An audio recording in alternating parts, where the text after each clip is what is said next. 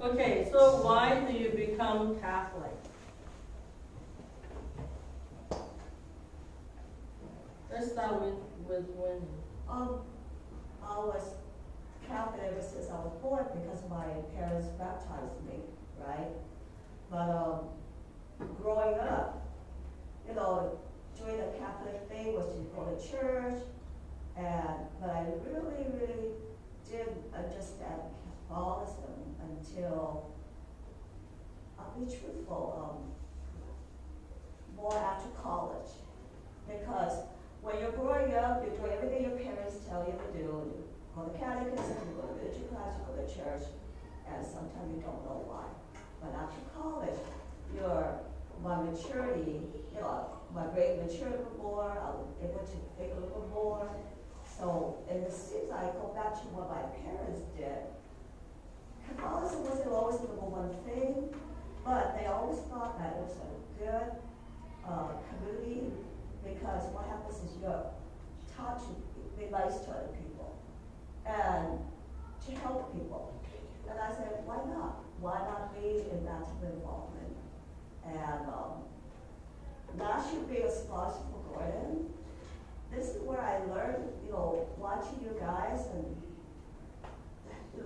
listening to these discussions really reinforced me why Catholicism is so important, because it really helps us all around. It's just an enforcement. Same thing, I was born and raised Catholic. I've been going to this church since I was born. I went through catechism classes here, went through confirmation classes here. And, when you're a child, you don't really understand what you're doing as well as you do when you're in high school. But when you're in high school, you start thinking and challenging things. And in high school, going through catechism classes and confirmation, we started asking questions, strong questions on why Catholic, why not something else.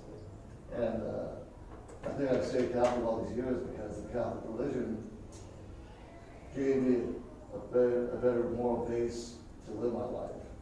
And I think everybody needs rules and a moral base to live your life, or else it'll be chaos. And that's why the Ten Commandments are so important, things like that. And, being giving and being generous and living a clean life. All these are principles that I live for the most part now. And it all started with Catholic religion.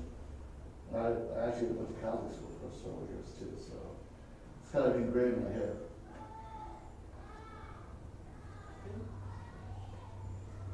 So I became Catholic when I was 6 years old, when my mom wants to send me to the best Catholic girls' school in Hong Kong. So she decided to become a Catholic. What is it? D, yeah. That's whatever D, yes. And so she went to St. Teresa's Church to take the outside A class and brought me and my brother because she wants both of us to be in a good school. And so I went to this Catholic school, all girls, for 12 years.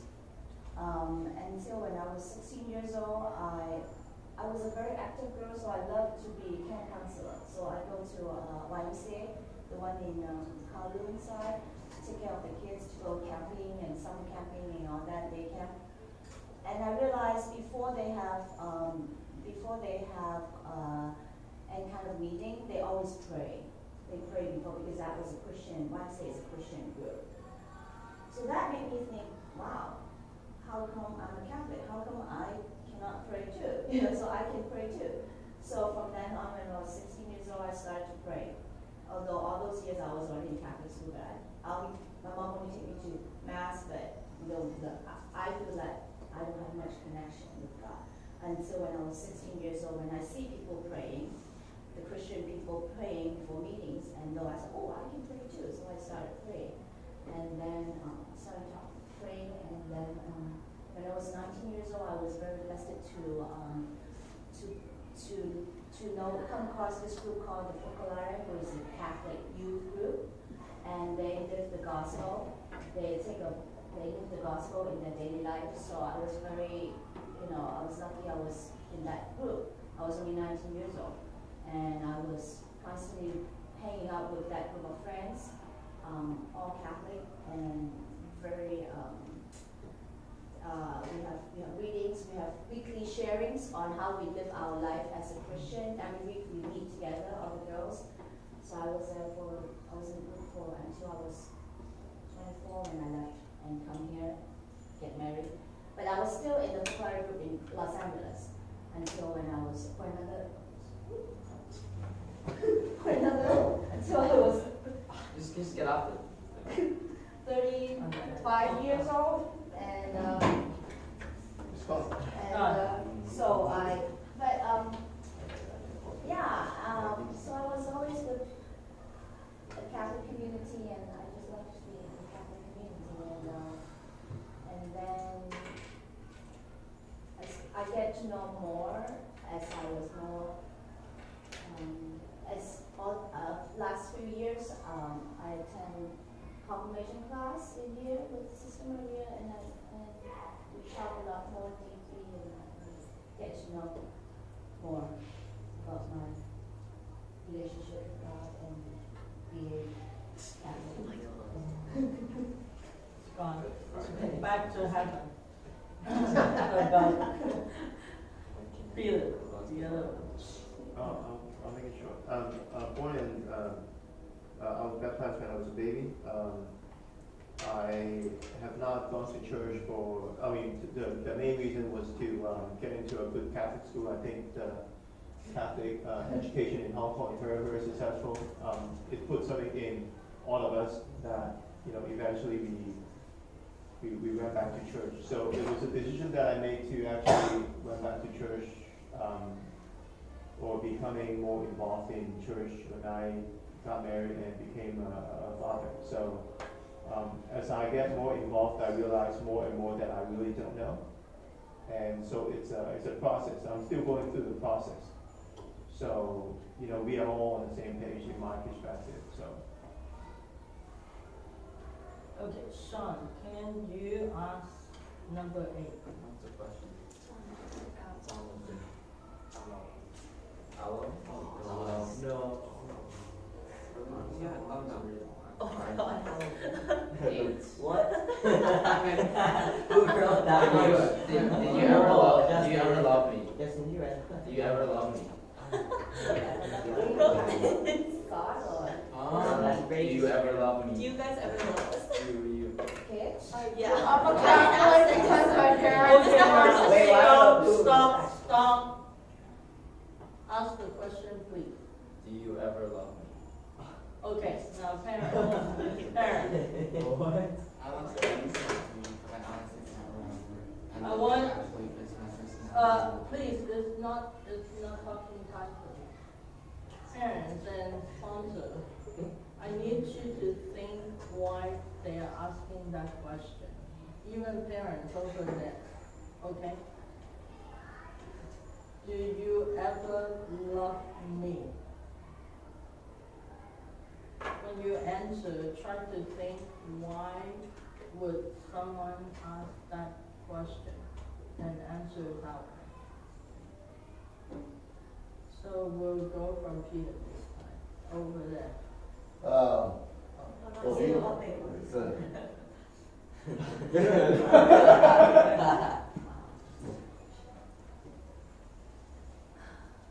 I started asking this question when I became grown up to my parents. So you expected everything as a child. You expect everything they did was for a good intention, and they're the perfect person that you can ever live with or met with in your entire life. But then you realize that as you get older, you realize that things that they have done, might not be the best in terms of raising you to be a good Catholic or a good person. And then some of the decisions that they made might be coming from their intention, more of my intention, or more of my best interest. So I started to ask that question. And I have this discussion with my brother all the time. And, he has a very poor relationship with my parents. and he always like denied them. He would call home. My parents are in Hong Kong. I'm in I'm in LA, and he's in Toronto. So he would call parents like once every 6 months or 3 months, something like that. You know, I'm the more disciplined child to call every week or maybe every couple of days. So it's a good question that for teenager like you guys to start asking these questions and to find out, you know, what does love mean. I think I don't have a good answer for that. It might be two different versions coming from you guys saying, oh, if you do this, it means you love me. Maybe you might even think a lot of your friends love you more than your parents does in some situation, but it's a very deep question. I'm not there yet. My daughter is not asking me that yet, you know, but she has started to show she has started to give you some sign that her friends is becoming more important than her parents. So I better start learning from you guys on, you know, how to help her understand what love is. Because you know, we are still, as an adult, we are still learning. I mean, you know, I'm still learning how to love my wife more and my parents more, so, you know, we're on the same page. Okay? Okay, I think this question is, if the person who asked me, if Matthew asked me, do you love me? Do I love you? I think it's, love is not, from the perspective of a kid, maybe the parent loves you because the parents is doing whatever, let you do whatever you want to do. But as a parent, I think I love you because I want to guide you to do things that you're not supposed to do. So love is not just doing your way. It's just parental love is to guide the child to do whatever leads to the truth. And if that is, if the kid thinks the parents don't love him because he won't let me watch TV for 12 hours, then that is not what love is. For parental love is to guide the kid to watch TV maybe for half an hour a day or an hour a day. That because the other 9 hours you should do other things than watching TV. So if that leads the child to think that, Mom, you're not loving me because you don't let me watch TV for 12 hours, then that's not love. For me, that's not love. So maybe that's all I can explain with you. If the kid ever think that the parent's not loving because he's not doing what he thinks is good. Well, I couldn't understand the question because when I grew up, my dad was a typical Asian father. He worked real hard, long hours. I hardly ever saw him, and he wasn't a touchy-feely kind of guy. He was the kind of guy that, you know, tell you to do what you're supposed to do, but never really said I love you, things like that. He was the kind of guy that would say, good job, good grades, or whatever the case would be. But, you know, actions speak louder than words, and he was always there, supporting me as far as what I needed to do to get through life. And now that I'm a father, you know, I never want my kids to have any questions about how much I love them, because it should be very clear. So I'm a little bit more verbal than my dad was. I will tell my kids once in a while that they're doing good and I'm happy for them and I love them. So that there's never a question. I never want that to be a question. Because it shouldn't be a question. Not from my perspective at least. It would be really sad, huh? It's like that video with the parent died and kid regrets not saying things. It works both ways. Okay?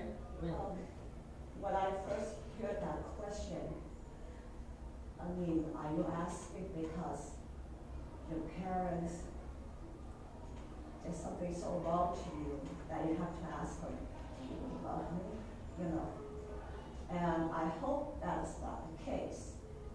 But most of the time, if you ask that question, it's because maybe you're like, oh, I'm sorry, I forgot your name. Selena. No. Let Selena say it's because I cannot watch TV for 12 hours or what. But I'm gonna give you an example of my husband, who grew up in a very, very strict environment. His parents were extreme Catholics, but to the extreme point where they would say, you don't go to church, you don't do this, you're going to be punished. That's what my mom is like too. My mom and my dad, my mom, my whole family in general is very Catholic, extreme. So like, But do they say you're going to be punished, or I'm not going to yeah, allow you to do this and do that? yeah, They do say that. yeah. Okay. And I never missed a week of church in my life. If there's something on Sunday, then I would go on Saturday to go to church. Okay. That's how extreme. Like, oh, it's okay, we can go next week. No, we're going on Saturday. Well, that is just their way of asking you to go to church. Yeah. But as long as they're not, And then my uncle, he's like those Catholics that only go to like church on Christmas and Easter. And my mom's like, that is evil. and that's what my husband's parents would say, right? So basically, you have to be patient. Be a little bit patient. You're 15, 16 years old. You're gonna go to college or whatever you're gonna do in life, and you do I cannot say minimum going to church. But if they do come back and say, you're evil, you do this and that, don't worry about it. I'm gonna go to church. I'm gonna go to school, have my education, do the best I can. And when you go to college, you just have more freedom.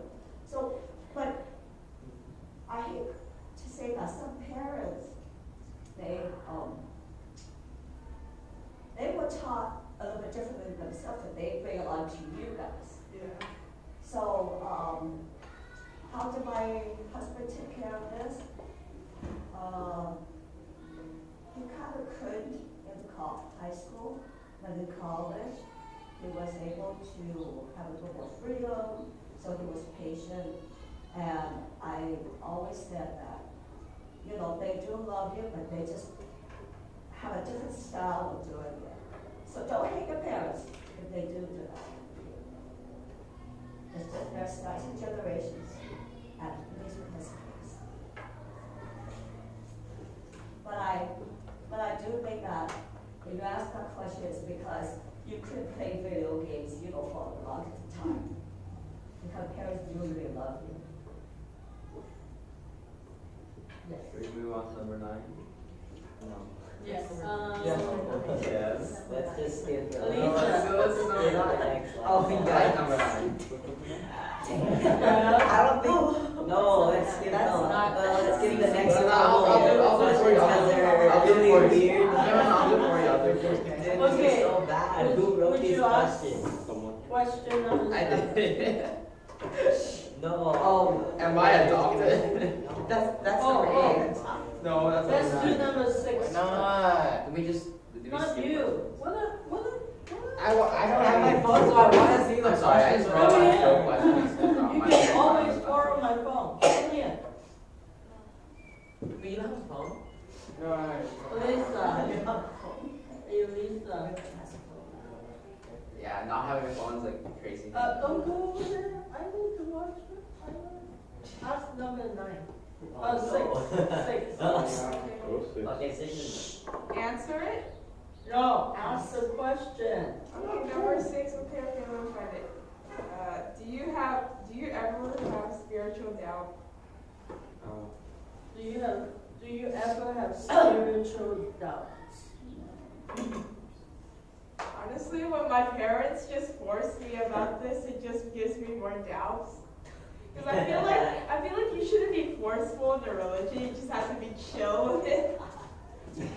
Number 23 is the most perfect mom. Okay, let me feedback one thing and ask you a question. When you were in kindergarten, Yeah.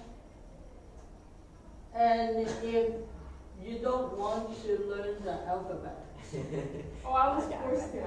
exactly. So if they're being chill, you'll never learn it. That means Yeah, that talking about religion. I'm not done. I'll give you the time to answer.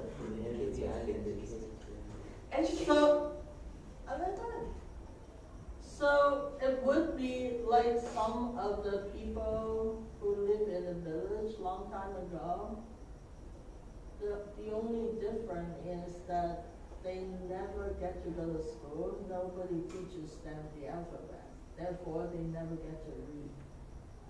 So if your parents, they are being chilled for everything that is harder, that you don't like at the moment, what will happen to you? I just be dumb. Okay, thank you. Yeah, but I'm talking about religion. Religion is something spiritual. But we are not making you. It's We're like, telling you, better believe in this religion. we're telling you to come and learn first, right? And then you make the decision. Like, And this is really, this class is about. I looked at your question, I was not here, last week. However, some people ask, can I not come to CCD? Can I have a car? That's And you know what? Yeah, can we- And you know what? You shouldn't even be in this class. And when I know who you are, I'm going to give you an opportunity, okay? I will find out who wrote this, and I will give you an opportunity. I will talk to your parents to let you out of this class. If you don't want to be here, it's totally fine. I don't want to make you. But we have to have a conversation. And when you're in this class, it's a privilege.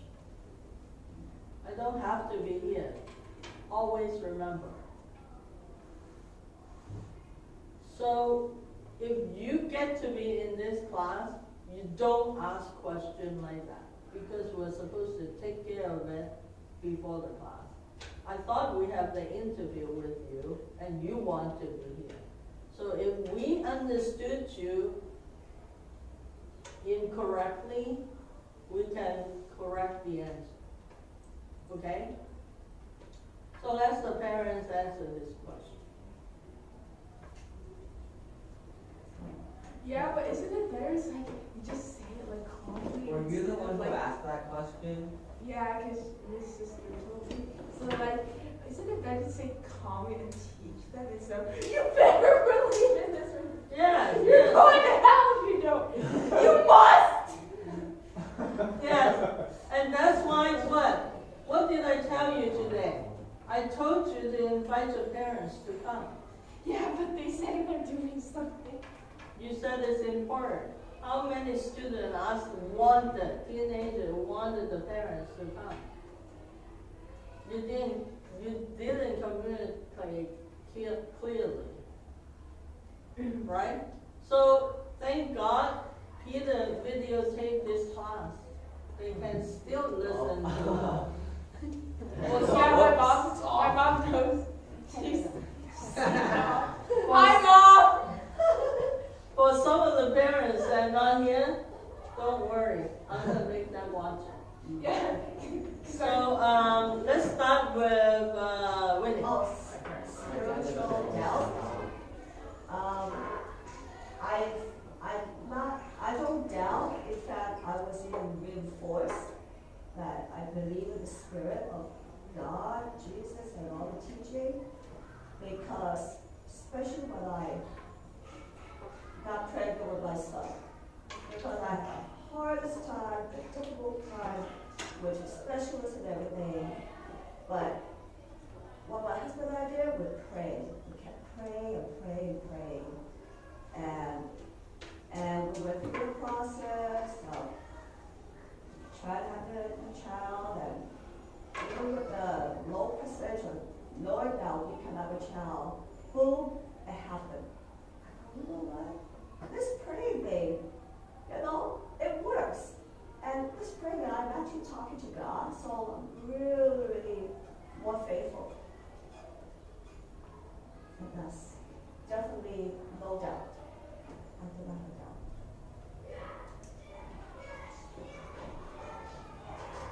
Well, like I said, I was born and raised Catholic, and all through high school, you know, I was ingrained with the idea of being Catholic. But once you go to college, you get a chance to be on your own. You start questioning it a little bit. When I was going to college, I took philosophy classes. You learned about other cultures and other religions. And then you ask whether or not Catholicism is what you want to believe in. And for me, I did learn about a lot of other things. But I always came back to Catholicism because, to me, the principles and the rules and the stories and everything that comes with being Catholic is something I like to read. So I never had doubts, but I did challenge it a little bit. When you go to college, you know, you'll be able to do a lot of things on your own, and you will be challenged. You will have opportunities to look at other things. But the reason I sent Brianna to church and make sure that she goes through catechism classes and all those things is because that's, as a parent, it's your responsibility to guide your child. It's like going to school. You make them go to school for a reason. I make her go to church for a reason too, so that when she goes to college and when she's on her own, I hope she has a strong moral base and guidance to not only go to school, but to live life. But if you're ever going to want to challenge your religion, that's what you do. You get out of high school, you go to college, and you know, when you watch TV, there's also some other different religions and other TV, other faiths and other things that you can follow. But I always came back to Catholicism.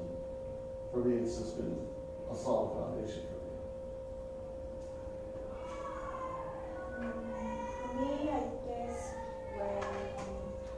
maybe when I was your age, I may have doubts because I wasn't very close to the church, not very close to God, couldn't go to mass.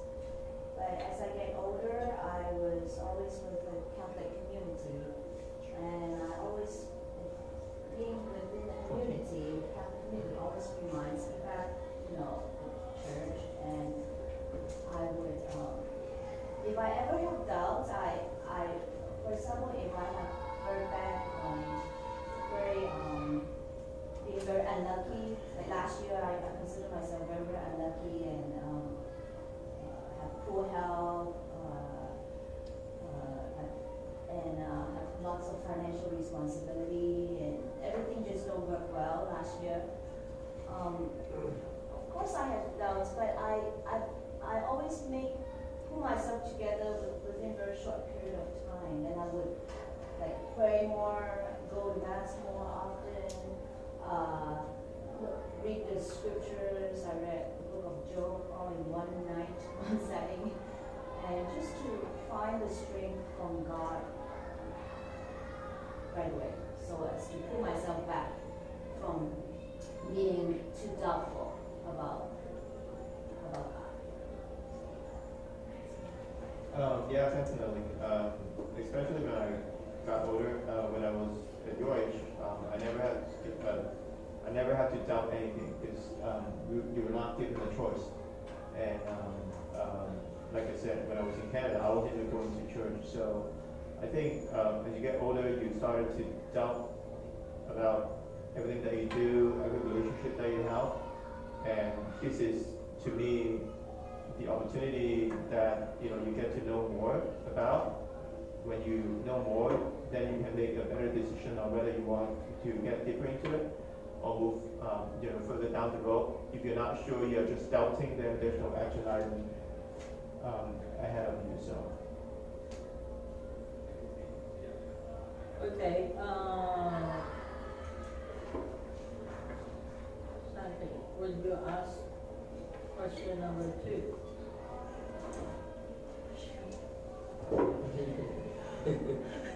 Summer two. So why do you say I can't date till I Why get are you married? laughing? This is fun. I know he would be the last person. Dominic, The rest life is good. Be nice enough. Go ahead, go ahead. Okay, let him ask the question, please. Why do you say I can't date till I get married? Explodes right Why away. do you think Why I did, cannot why did date? you say I can't date until I got married? Yeah, that Oh, it's not doesn't making make sense, sense. yeah. Well, that's the question. Can you date? Well, can we date when we're in high school or college? 'Cause like my I think parents that's a, were I think like- that's a Why better you question. asking like that? I think I that's a don't better know, question. because we're Asian parents, you know, have same kind of values, I guess. My parents are like, you can't date until after college. Then who are you gonna meet? Are you gonna use Tinder or something? Ew, this is not Tinder. CCP. Yeah. Family raid. This is really good question. Let's hear it. I mean, like, Let's hear it. biology, you know how they're like, you better not, my parents are like, you better not fall in love. Love is bad. I'm like, you know, like in biology, we can't control ourselves because we're trash kids and stuff. And then like they're like, oh, date until after college, and I'm like, what are you gonna meet? Because the prime time is college, you know? The prime time. So you kind of just like talk to the guy next to you and you're in whatever So time. do you want an answer? Okay. Let's start with Peter. Over there, yeah. Yeah, it's the prime time. Okay, let's I see know, the like answer. 90% of like these parents, they're like, That's oh, we right. met in college, we dated in college, yeah. Okay, now, do you want your parents to learn something? Now, Yes. yeah, Oh my then listen goodness. to the answer. Okay, Peter. Try. Yeah. Well, let's just start first. Who here It's not- met their partner in college? No, Not who's in a relationship in college? No, not exact. See? My Prime parents time. started dating at 13. Yeah, I know my friends, they have a boyfriend when they're 17. Great. Look at me, I'm still single. I don't think I'll ever apply the same rule to my daughter. Sorry about that to the other parents. Well, given she's only 9, and she's my only child, and well, ever since she was born, my wife started to make fun of me by saying that I'm gonna be that jealous dad, right? I mean, when she walked down the Oh, aisle. look, who is here? Oh. We're talking about something good here. Ears were We're talking burning. about love. Were your ears burning? Your ears were burning, I'll bet you. Excuse me, God is on the side right now. Let's listen before we catch you up. Yeah, that's on my Okay. side, my answer. Okay, so let's repeat the question. Now, No, that one. nobody is going to talk now. Let's hear the answer. Alright, why do you say I can't date till I get married? Wait, guys. No, I don't think that question works. Let's change it a little bit. 'cause That sounds like a No. you can't date No until you're dating married. until Doesn't you're make sense. married. Doesn't make sense. That doesn't make sense. Is that like saying you What married is it? after Unless you you're married, arranged and then marriage. I have their hat and you don't. Well, no, So you just gotta that's get the married and then you That's the question of the I'm person. saying you make it more. You make it make more Yeah, sense. that The makes sense. sentence itself doesn't make I sense. know, but some people. We all know what it means. We all know where the Yeah. question is coming from. So I mean, let's not focus on the words. Okay, so, So let me finish it first. I think realistically, especially kids in growing up in the U.S. is gonna, think about that, in high school or college. So it's more about me as a parent, how to prepare myself for it, and how to help her to pick the one that is the best for her. If I am ever in, if I'm ever a component of that, formula or equation, she might not, she might totally ignore what I think and just go with whatever she thinks is best for her or she likes. So how do I get into that equation is what I'm working on. Other than that, I don't I don't think realistically, making sense for me to ask my daughter for me to make that requirement to her, and I don't think she'll follow it anyways. I always tell Matthew not to date at high school, because high school is you should be focusing on your grades. You don't want to have distraction. High school, but college, yes. And also like dating. Dating it's okay, but Not yet, it's not dating. Dating meaning have friends, but I really hope not just Matthew, but all of you guys. But maybe this is too much to ask all of you. But anyway, marriage is a sacramental thing, and you can date, but I really encourage you guys to refrain from having any intimate relationship until you get married, because that is your gift to your husband and to your wife. Or else, when on your wedding day you have nothing to look forward to because you are already very intimate. You already have the intimate experience, and that wedding it's just a regular night for you. If you already be so expert or very intimate, and also there are consequences if you have the intimate relationship. You make babies, or other things. Anyway, may have disease, or make babies or other things. So I really hope that you say that for your marriage day, and that is so dating itself is not, it's okay just because you're just friends. You're just friends and but not to go any further. And because that in that way you will be marrying because you give yourself is your gift to your husband, and your husband is the gift to your wife, and you could in that way the marriage will last for life. That's how I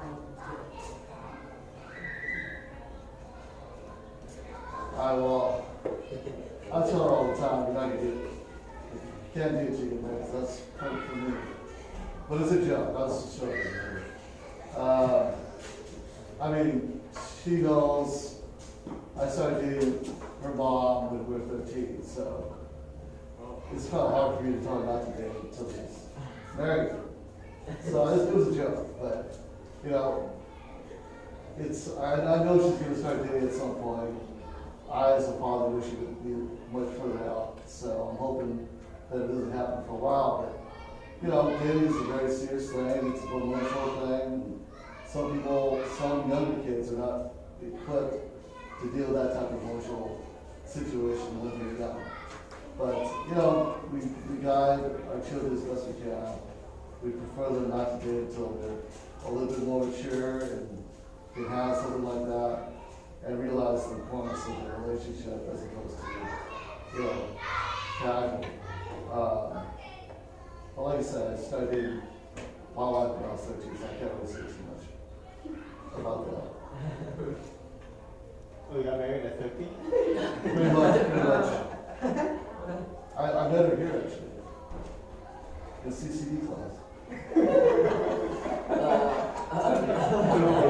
That might be okay.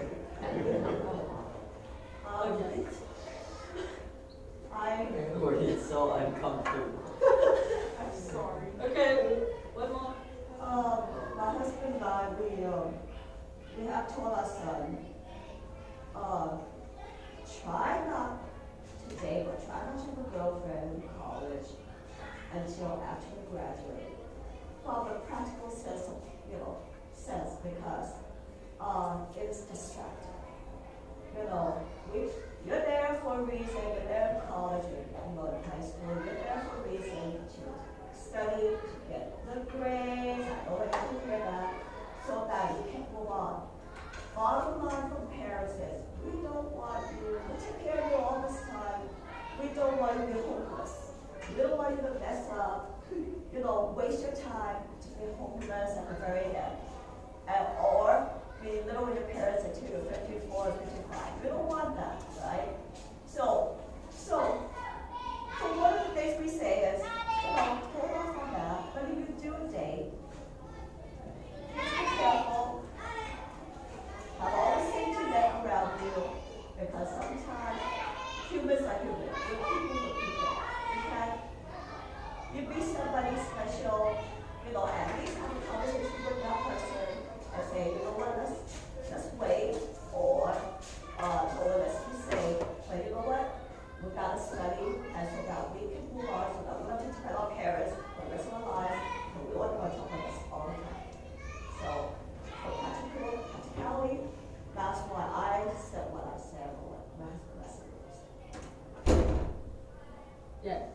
Okay, so it's my turn to Oh, prove my no. point in front of my mom right here. So my mom, since I was like maybe like very young, like 4, she's always like, don't date, because don't date when you're in high school, college. After college, yeah, because I did your dad when I was after college. Well, the reason it's all the boy got intimidated by me, you know, I couldn't find anybody. And then I don't want, you know, like I don't want to be old when I get married. Like I don't want to be like so young when I'm married, but like I don't want to be so old.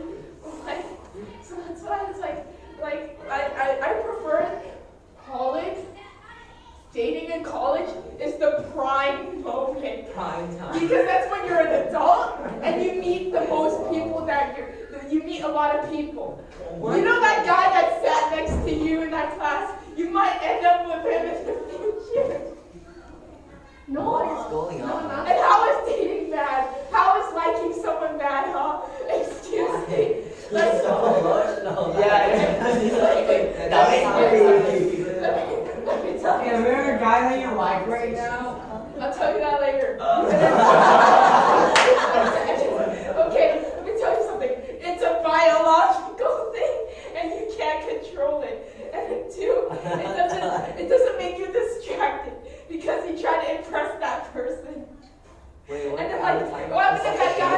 I don't like dumb guys. I do not like dumb guys. If that guy I like is smart or something, then I try to impress him with my skill. And say, oh, Wait, what is going on? I got 100 on my test thanks to you. And he's gonna be like, oh, yeah.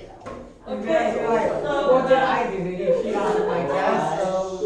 Okay, so, Matthias, do you have anything and to I'm say? smart enough. I'm smart enough to realize if the guy is smart or not. Excuse me.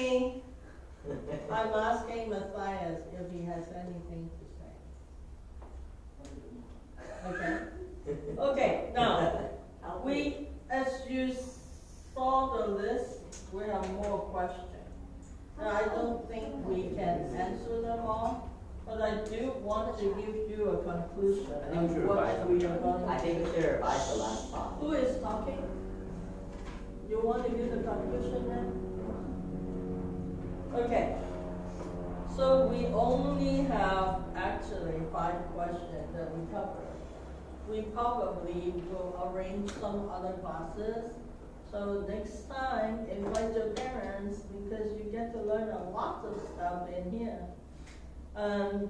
The first question to recall the memory is about grade, you know, and we agreed open communication about the grade is important because sometimes when the parents understand why, they can get you help. Or sometimes it's just the professor, they have to follow the school instruction that your grade will be lower than the other.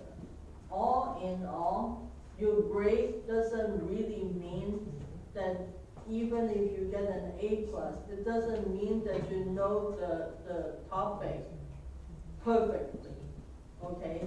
So give it up, always have an A+. You may create that kind of, you know, illusion that, oh, I'm so good at that and nobody can beat me. Now that can be another kind of problem here. So grade is just a marker to see where you are compared with only the people in your class. So keep learning is the most important things, right? And the second question is why being a Catholic? Now, some of the questions I need to ask the parents and the sponsor and everybody. Why, what didn't you do that someone will ask this question? If you are not treating religion, being a Catholic, as a subject, as I always said, being a Catholic is a relationship. If you are related somebody to God, and they don't see the love of God, or your modeling is lacking of something, how do you want your children to continue to build that relationship, right? What might they learn from your explanation? You all answer the question. From your answer, what can the student learn from it? Why do you want them to be a Catholic? Do you think they get it, or you still have to continue to nurture that relationship with God? If you have always been pushing them to go to church, how can you use other ways to explain to them so that it will be relational rather than a duty? The third question that we have went through was, do you ever love me? Now, love is a really interesting thing. Do you love me? And if you have gone to one of the books, it says the languages of love. Have you ever heard of it? So the languages of love, and they propose that there is 5 different ways. Some people feel more love if they have received their own preference. So one is touching. If you give me a hug, if you kiss me, if you touch me, whatever. Touching, for some people, when you touch somebody, they will think that you love them, okay? Another one is using word appreciation. You use word, oh gosh, thank you so much, sucker. You can get them to do another thing because they feel really loved. Some people, if you buy them things, if I buy you toys, I'm loving you. If I'm buying you dinner, I am loving you. And another type of people, they consider quality time. Like, okay, we don't need to do anything. I just want you to come home. I just want to get that phone call from you so that I will know that we can have some quality time together. Like, if I'm going to spend my time with my mother, with all of you, my mother will never feel like that is quality time. She will never feel loved. So, and then the last one is service. When you do things for me, when I say, can you take out the trash? It doesn't matter if you give me gift, if you touch me, if you have quality time. For some people, they feel loved by just, I told you, if you love me, don't take the trash can out or do the dishes. So these 5 different kinds of love. So somebody, your dad or your mom go every day to work, and if their value, the quality of love is service, I served you, I bring money home, then yes, they can honestly to say to you, yes, I love you, right? But then, what is the problem? The type of love that you need may not be that. So you have to be open to share that part. So for both sides, parents and student children, to really reflect on this part is that, okay, you keep loving me the way that I don't really think that those are love. What's the point? You're missing it, and I am missing it too. So again, for the both sides of the people, they have to walk one step at a time, right, towards each other. I didn't bring my marker. but you have to watch my hand. So what happened is, I think it was Peter sharing to give the inspiration to explain to all of you, because that's also connected to the dating situation. Now, this circle belongs to your mother. And before you were born, you were inside her, right? So for human growth, human development is every single time when you grow a little better, growing a little older, you will remove yourself from this circle. If you think of it, when you were a baby, or when you go out at the church, you want to carry somebody's baby, and they cry. When you try to get them, they cry. You know why? Because their familiarity is their parents. They smell the parents. Not so much that they know that is my parents. So when you have a different smell, they don't want to come with you. That's the natural gift God has given to us, to protect ourselves. Even baby knows it. But then when they go a little closer, a little older, kindergarten, the parents will know it. Every single time the parents ask them to do anything, they grow up with the parents now. They don't really need it. I know you are my mom now, right? 4 years old. And then everything the parents say to do, they won't do it. The teacher has to say it. So the parents will go to the teacher and say, can you ask my daughter and son to brush my teeth? Because that's a natural, normal growth. And then when you get older, what happened? You are way out of it. So all your friends, not your teacher, not your parents, all your friends are important. That's why they don't really talk to you at that time anymore. And in the parenting situation, what you need to do is, this is the foundation time, right? They need to know how it works, how much you love them, and what kind of friends do they have can really influence them to become someone else. So what happened is, when you're going to just rely on my friend does that, my friend did that, how come I don't do it? Dangerous, because you don't even know what are their parents do to them.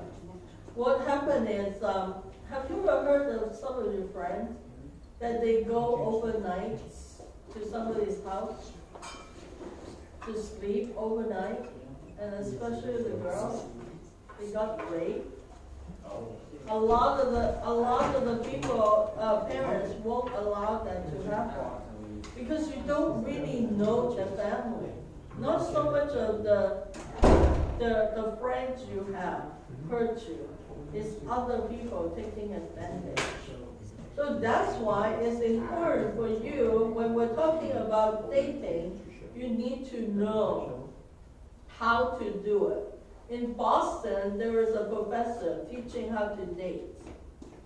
And we have that video, and one day we will try to spend time with it. So you will understand there is a lot of rule out there. So you have to learn something so you won't hurt yourself, and they can trust you more, right? So about Catholic is a relationship. Every week you have to go to church. I saw another question: if I have a test, can I skip class, right? You make that decision, honestly. If you have a car accident, can you come to class? No. When you are sick, can you come to class? No. Yes. Like, don't give me the job, you shouldn't. Asian parents. Yeah. Okay, so now, but vice versa, when you are getting into an accident, if God is not faithful to you, God is faithful 100%. And God is going to say, I'm going to skip it this time because you always call me, but you just want this toy. Will it work for you when you are in desperate time that needed God? So the relationship is that you are building when you come to class, when you come to church. You cannot tell me you are faithful, you are loyal, unless you prove it in your action, right? So, again, I think we talked about it last week. When you are fine, a lot of us don't pray. Oh, I'm fine. But then when I needed something, then I start saying my rosary every second. You're using God. That's not a relationship. You don't even have a relationship to count on somebody to do things like that. When you don't need prayer, other people may. That's why you keep praying. And when you don't feel good, and some people in coma, they cannot even pray. That's why they're counting on your prayer. So there's no time that we can skip it. Because when you don't feel good, other people do that for you. And again, you call yourself loyal and faithful friend. Whoa. That's how tight we are as the Catholic Church. We are one. When you're praying here, people in Africa, Hong Kong, name a place, they're praying for your own intention. That's why you have to go to Mass. When everybody was saying the prayer, in your heart, you say your needs. So everybody can be a part of your life. So dating is another fun topic, right? So we have to know, like some of your peers, they only see one thing. Like when you're not even old enough, maybe you will become a scientist. And then in, 10th grade, you find a guy, they only love computer game and they're goofy, they're cute. You think that life is going to work out? Because the most loving thing that you love, dance or math or whatever, the other person has no interest. You think that will work for your whole life? So not until you know what you want, it's going to be dangerous for yourself. Because it's not going to work and you're going to get a lot of drama. You're going to have a child, or if only that person is really good person, don't take advantage of you. So we're not really saying that you shouldn't date. In fact, you should date. However, you should always let your parents know what is going on.